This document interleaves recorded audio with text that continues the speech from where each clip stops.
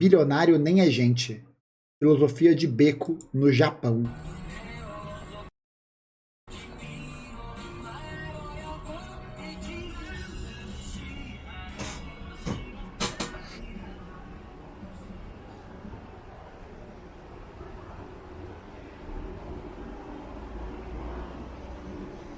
Bem, mais um vídeo aqui em Osaka, né? Que pra quem não sabe é Osasco em japonês. O último vídeo já foi aqui, eu vim pra cá no feriado. Esta daqui é a região de Umeda, que é uma região mais chique, né? Uma região mais comercial, uma região mais empresarial. Então uma região um pouco mais chique aqui na... Muita gente falou, parece cyberpunk e tal, porque uma das principais referências do gênero cyberpunk, essa ideia de uma distopia futura, era baseado nos cenários japoneses. Então, se você assiste Blade Runner, por exemplo, parece muito mais com o Japão do que com Nova York, por exemplo. Da cidade de Osaka. E é uma região que eu gosto bastante, tem bastante beco. Inclusive um dos meus becos preferidos aqui da cidade fica aqui. E este vídeo, inclusive, vai ser eu caminhando até lá. Vou terminar o vídeo lá nesse beco. Quem me acompanha no Insta já viu que eu já postei foto desse beco aqui.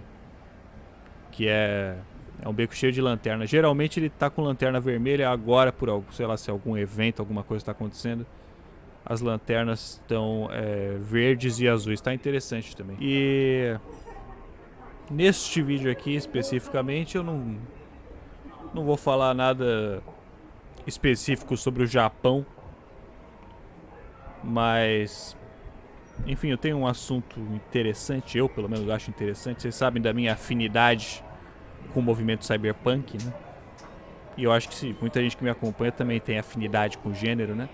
E eu acho que esse tema acaba sendo bem relevante também neste momento que a gente vive neste momento que a gente vive neste momento, com guerra, ameaça nuclear, pandemia e tudo que há de bom, né? Mas enfim, né? Um dia desse eu tava lendo uma matéria do Douglas Rushkoff, que é um teórico da mídia americano, um dos teóricos mais influentes do mundo atualmente, que inclusive foi um dos precursores do movimento cyberpunk lá na década de 80, né? Essa matéria aí que eu tava lendo, né, era sobre um livro novo desse cara aí. E ele contava de uma vez, se eu não me engano, acho que foi em 2017, em que ele foi contratado, né, por um grupo de homens muito influentes, pelo menos 2 deles eram bilionários, para conversar, para dar opinião sobre tecnologia, né? Como esse cara, né, o Rushkoff, ele é um teórico muito influente, né, professor de uma universidade renomada lá de Nova York e tal. E ele já previu, né, diversos avanços tecnológicos aí nas últimas décadas.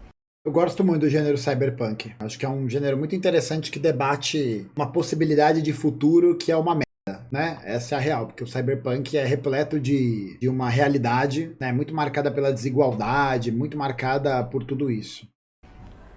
Então tem pessoas ricas, né, investidores, especuladores de fundos, né, interessados em contratar ele para ouvir a opinião dele, né, os direcionamentos, as previsões dele sobre a tecnologia e sobre a sociedade, para saber, né, para tentar entender onde que é melhor, onde que vale mais a pena investir o dinheiro deles, né. Aí ele conta lá que ele viajou até não sei aonde lá, uma limusine foi buscar ele no aeroporto, e aí ele ficou 3 horas dentro do carro até o meio do deserto lá nos Estados Unidos.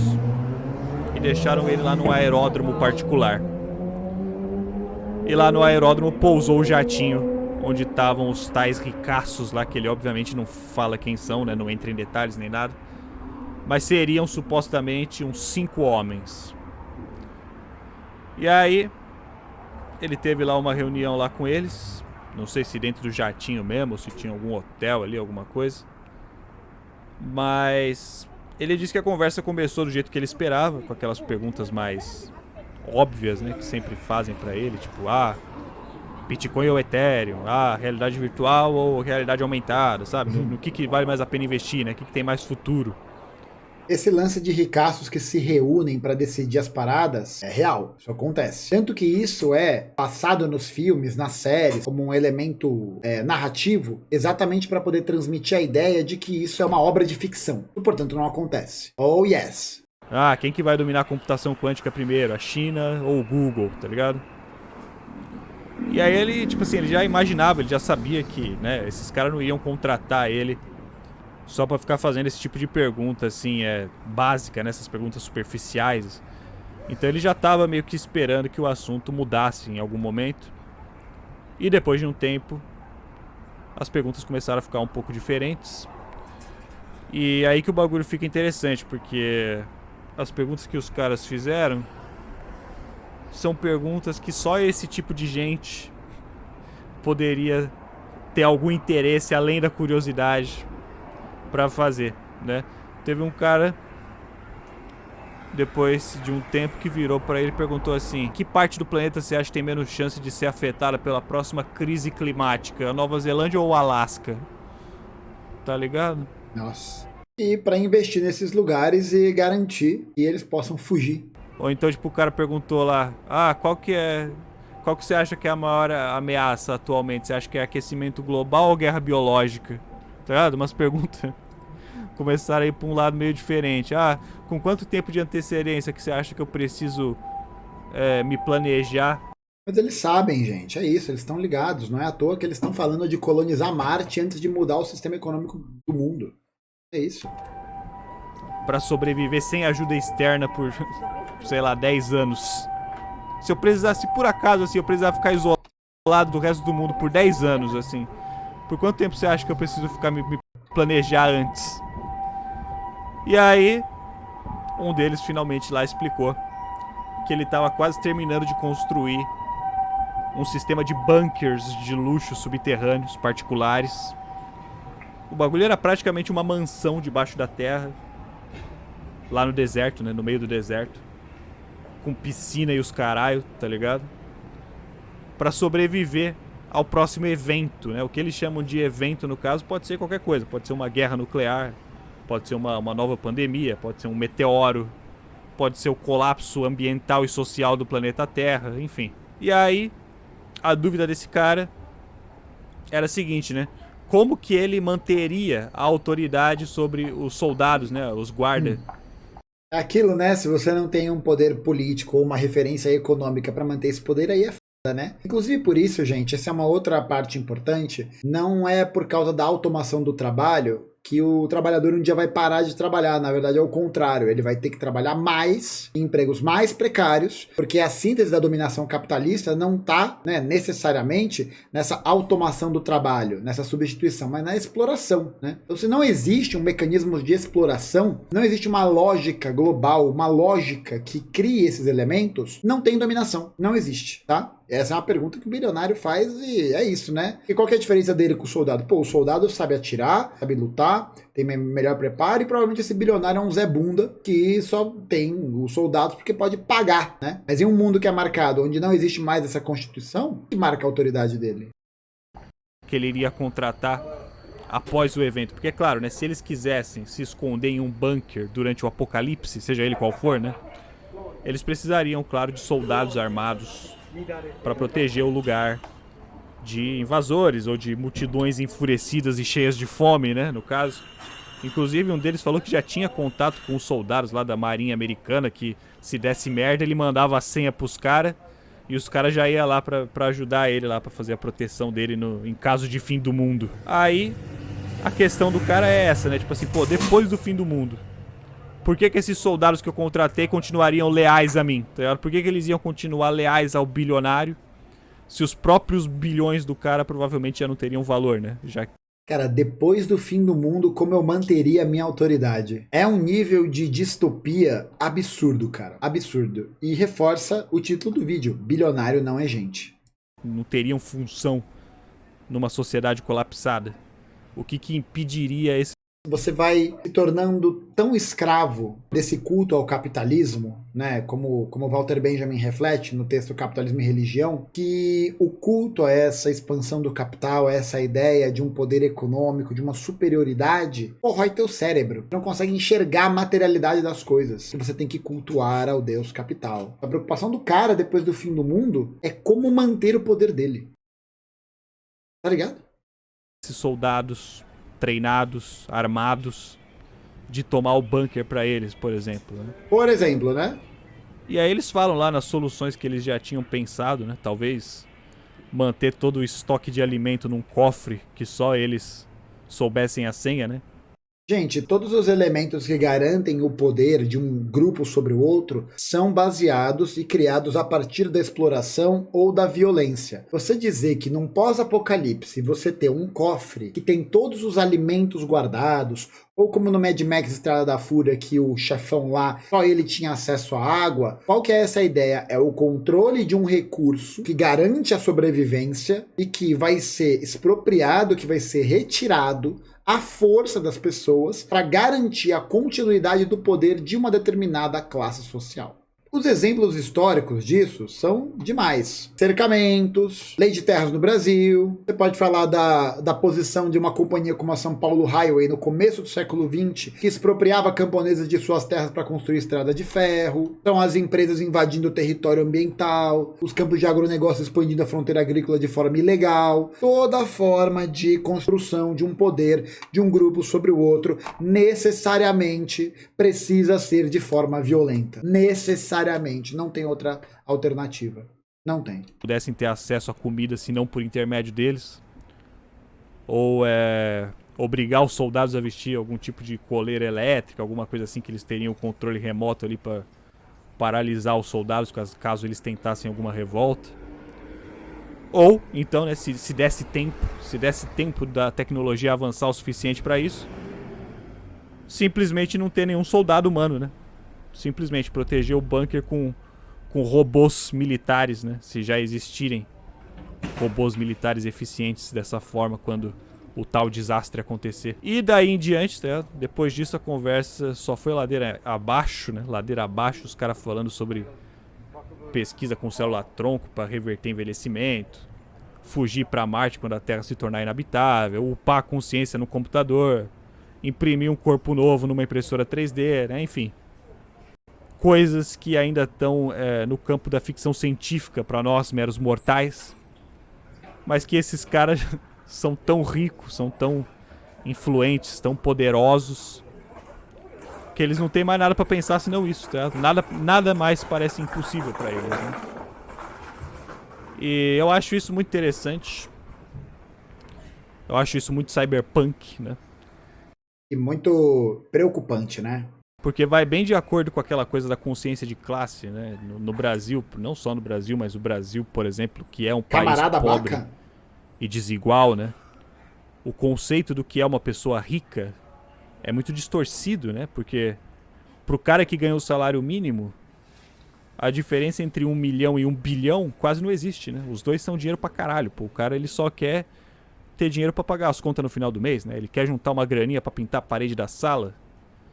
É uma realidade tão distante dele, né? Que ele nem consegue imaginar, ele nem consegue perceber que o milionário ainda tá mais perto dele na pirâmide social do que do bilionário lá no topo, né? E quando a gente É bizarro, assim. Essa diferença é simplesmente bizarra. Eu não vou entrar no momento matemática aqui, mas tem um vídeo do João Carvalho que ele fala sobre isso, a diferença entre o milionário e o bilionário. Tem um vídeo que ele fala isso. Se você gastasse R$1 por segundo, quanto tempo você ia demorar para gastar 1 milhão e 1 bilhão? Para pensar nisso, né? Em tudo, na verdade, né? Quando a gente para pensar nas nossas vidas, nas nossas ambições, às vezes pode ser difícil até. 1 milhão de segundos são 12 dias.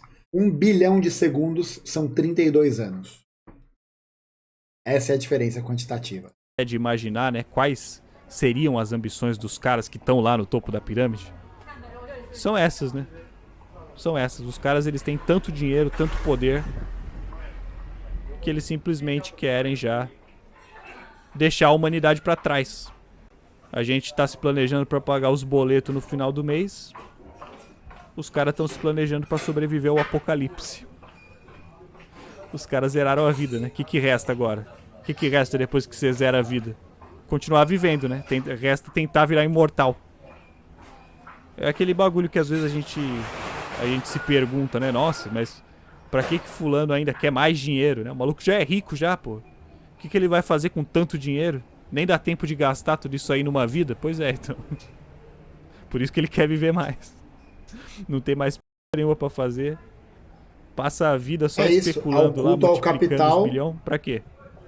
Pra morrer igual os pobres? Lógico que não, pô. Morrer é coisa de pobre. Morrer é coisa de pobre, exatamente. Milionário que se preze é imortal. É aquilo, tá? A gente que é pobre, às vezes a gente vê, tipo, os caras milionários lá, tá ligado? Até uns bilionários por tabela aí. Os caras lá com 3 Lamborghini na garagem, tá? Uma mansão em cada país do mundo. A gente às vezes pensa que esse cara é que tá no topo da pirâmide, né? Mas se a porra do mundo acabar, esse maluco morre junto, tá? Esse maluco morre junto. Ou ele viaja pra Marte antes. Com as Lamborghini dele e tudo. Nós precisamos ser mais rápido que eles. Os caras que estão no topo da pirâmide mesmo, eles já estão em outra brisa, tá ligado? Já é outro bagulho já. Lamborghini é o caralho. Eles querem viver pra sempre. Eles querem quebrar as leis da física. E o mais bizarro de tudo, né? É que esses caras, eles poderiam estar usando a riqueza deles, o poder deles, a influência deles, pra tentar, no mínimo, né? No mínimo tentar impedir que essa catástrofe aconteça, né? Que o desastre aconteça. Mas ao invés disso, eles acabam ficando obcecados com essa possibilidade de transcender a condição humana, né? Com a possibilidade de se blindar contra o resto da humanidade. E até contra a própria natureza, né? E é aquilo. É muito a ideia do ser humano que é escolhido para ser essa figura, não diria nem só de referência, né? Mas para ser essa figura que está sendo escolhida, né? Que superou todas as condições humanas para poder sobreviver a qualquer tipo de apocalipse, né? É bem uma ideia de terra de senhores. Eu acho que tem bem essa perspectiva nesse ponto de vista, sabe? Tem bastante isso. Aquilo que a gente sempre fala, né? Que o topo da pirâmide faz parecer que os interesses deles são os interesses de... É um lance meio Ozymandias. Exatamente, é o Ozymandias do Watchmen. É o entendimento de que você é um ser superior e que, portanto, precisa sobreviver a esse processo, porque você é muito superior. Todo mundo, né? A gente escuta os caras falando que a gente precisa colonizar Marte porque vai ser a única forma da gente sobreviver quando o planeta Terra se tornar inabitável, né? Camarada baca. A gente sobreviver, a gente quem? Eu com certeza não vou estar naquele foguete, né? O teu filho, o teu neto, o teu bisneto, teu tataraneto também provavelmente não vão estar naquele foguete. Né? Fala isso pra um fã do Elon Musk. O seu Sebastião ali da obra, com certeza também não vai estar naquele foguete, né? Então, assim, os caras fazem parecer que é um objetivo da humanidade, né? Os caras eles mobilizam a humanidade inteira a buscar por avanços tecnológicos que, no fim, só eles vão ter condição financeira de usufruir. Mas... Claro. Essa é a ideia. Como eu falei, né? Eu falei, o pior de tudo mesmo, o pior de tudo é que eu ainda torço por esses caras, tá? Eu ainda torço por eles. Mesmo sabendo que eu nunca vou ser um deles. Ideologia. Que eu nunca vou ter acesso às tecnologias que eles têm. Eu tenho muita curiosidade, tá ligado? Muita curiosidade de saber até onde dá pra ir, mesmo que não seja eu que vá. Mesmo que não seja eu que vá, eu tenho curiosidade de saber até onde dá pra ir. Eu me interesso muito por essas paradas de ciência, de física, de tecnologia. Então eu torço para que pelo menos no processo, né, nessa de com a humanidade tentar salvar a própria pele, eles acabem pelo menos descobrindo um monte de coisa legal aí, um monte de coisa interessante aí na ciência, na tecnologia. Eu me contento com os respingos, me contento com as migalhas. E aí eu acho interessante, mano, essas paradas, porque eu que gosto de Cyberpunk, acho que tem uma galera aí que também gosta do gênero. Inclusive saiu agora o anime do Cyberpunk, o Edge Runners lá na Netflix. Tem um monte de gente que veio falar pra assistir, eu já tava assistindo já. Ficou da hora pra caralho. E Mas é importante ressaltar o seguinte, né? O desenvolvimento da ciência, ele é necessariamente uma questão que está ligada intrinsecamente a um projeto político. Então, quando a gente para pensar, por exemplo, em um país como Cuba, que é um país que sofre um embargo, um bloqueio econômico dos Estados Unidos desde os anos 60, é um país que também conseguiu desenvolver toda a sua estrutura técnico-científica com muitas limitações. Então, na pandemia, por exemplo, lançaram 5 vacinas diferentes, para diferentes grupos. Fizeram o maior estudo clínico do mundo para poder vacinar todas as pessoas. Abriu o Centro de Imunologia Nuclear, abriu o Centro de Pesquisa de Neurociência do 4. E por que tem esse avanço todo mesmo com bloqueio? Porque é uma ciência que serve a um propósito social, uma ciência que serve à classe trabalhadora, uma ciência que serve ao mundo, né? E não aos interesses privados de um grupo ou de outro. A ciência e o seu desenvolvimento são necessariamente questões que têm que ser pensadas a partir de uma perspectiva política. Porque se a gente acha que a ciência ela é o desenvolvimento do estudo e blá blá blá, e não tem nenhum tipo de influência nesse processo, nenhum tipo de vinculação política, nenhum tipo de orientação política, a gente está fadado a falar um monte de merda para poder defender o foguete do Elon Musk. Vocês acham que o Elon Musk desenvolveu toda a pesquisa que desenvolveu sem o subsídio da NASA? Tem toda a pesquisa estatal que foi feita antes. Só pensar no tamanho do avanço da ciência da União Soviética nos anos 50. País que em 1917 estava no arado de ferro, mandou em 61 um homem para o espaço. Por quê? Porque a gente está falando e a gente tem que pensar que a ciência também tem propósito político. E é impossível a gente falar do desenvolvimento de uma ciência que sirva ao povo, que sirva à classe trabalhadora, sem a gente imaginar e construir uma sociedade da classe trabalhadora. Tudo isso. É interessante mesmo, mano, como tipo assim, lá nos anos 80 os caras já previram, né? Eles previram os problemas que a gente enfrenta hoje, né? Lógico que o futuro que eles imaginaram lá era um futuro muito mais glamuroso, né? Muito mais excêntrico, com carro voador, com robô andando na rua e as pessoas com as partes mecânicas no corpo. A gente não chegou lá ainda, mas os problemas que eles previram que iriam acontecer estão acontecendo. Já vão acontecendo. Esse texto, inclusive, nessa reportagem aí que eu tava lendo, me lembrou uma frase do William Gibson no Count Zero, que é o segundo do Neuromancer. O segundo livro da trilogia do Sproul, né? Que é depois do Neuromancer, né? Que é o principal. Bom livro também. Acho que é a primeira obra realmente assim que foi considerada cyberpunk da história, né? Inclusive o Neuromancer, se eu não me engano, inspira o Matrix. E aí tem uma hora lá no Count Zero que a personagem principal encontra com um bilionário lá, um super poderoso lá do universo deles. E aí o William Gibson descreve da seguinte forma, né? Ele fala que naquele momento, quando ela encarou aqueles olhos azuis suaves, ela soube com uma certeza quase instintiva de mamífero que os extremamente ricos já não eram nem remotamente humanos. E é tipo isso, né? É exatamente isso. Os extremamente ricos, eles já não querem mais nem ser humanos. É pra isso que a gente tá caminhando. Um mundo de 7 bilhões de mortos e alguns poucos milhares forte, hein? Que vão conseguir comprar a imortalidade. E é isso, mano. Espero que vocês tenham gostado dessa merda. E é nóis. Muito forte, hein? Deixa a gente pensando, né?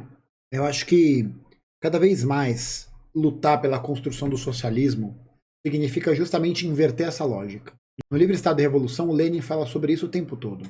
Ele fala sobre como existe a necessidade urgente e absolutamente necessária da gente construir um mundo em que o mundo e todas as suas coisas sirvam à maioria e não à minoria. É isso que nós comunistas queremos. Nós comunistas queremos um mundo em que você, trabalhador e trabalhadora, tenha a possibilidade de ter uma vida digna, uma vida estável, sem exploração, sem destruição das suas experiências históricas. Não um mundo como existe hoje, em que a gente tem algumas milhares de pessoas que vivem num bem bom, sem nenhum tipo de preocupação. Gente, porque vamos ser sinceros, né? Você acha que a Rainha Elizabeth tinha alguma preocupação na vida dela? Você acha que o Elon Musk tem alguma preocupação na vida dele? Que o Mark Zuckerberg tem alguma preocupação na vida dele? Vocês acham isso? Vocês realmente acham isso? Que eles vão chegar um dia na casa deles e vão se pensar, como é que eu vou pagar esse boleto? né? Porque tem essa, se você não paga o boleto da luz, você fica sem luz e acabou. Se você não paga o boleto da água, você fica sem água e acabou, tá ligado? Essas pessoas não têm essas preocupações. Sabe por quê? Porque elas estão num outro patamar de vida, de experiência de vida. Então elas nunca vão se preocupar com. O nosso objetivo, enquanto comunista, é transformar a sociedade de maneira que ela sirva a você que trabalha, acorda cedo todos os dias e que muitas vezes não sabe o que vai jantar, não sabe o que vai comer, que trabalha, vivendo uma condição de vida cada vez mais precária, cada vez mais difícil e não sabe como vai ser a vida, não sabe como vai ser o presente. O nosso objetivo é transformar isso, é mudar isso completamente. É isso. E essa é a nossa meta. Construir um mundo que o mundo sirva a maioria das pessoas. E não uma minoria de escolhidos que ultrapassaram a condição de humanos. Como diz a citação do Count Zero, né, que o Baka Gaijin falou, não são nem mais remotamente humanos. Bom demais, hein? A gente precisa tomar uma atitude. A nossa atitude atravessa inevitavelmente algumas coisas. A primeira delas, que a gente precisa se organizar quanto classe, fundamental. Não tem outro caminho. Não tem outro caminho, gente, porque isso é um problema coletivo. Isso é um problema da coletividade. A gente precisa se organizar enquanto classe. E a gente precisa sonhar com ousadia. Porque quanto mais a gente se acostuma com as migalhas, mais a gente esquece pelo que a gente está mobilizado. Então é fundamental que a gente entenda que é a nossa organização, a nossa ousadia e o nosso sentimento de pertencimento que vai criar um mundo novo. E não vai ser fácil, não vai ser fácil. Mas a gente só perde uma luta se a gente não sobe pro ringue. A gente só sabe que pode vencer quando a gente se propõe a fazer isso. E na batalha, existe a possibilidade de perder, né? Existe. Mas só existe a possibilidade de ganhar se a gente sobe no ringue. Se a gente não sobe, a gente já perdeu. É hora da gente subir no nosso ringue. Já passou da hora.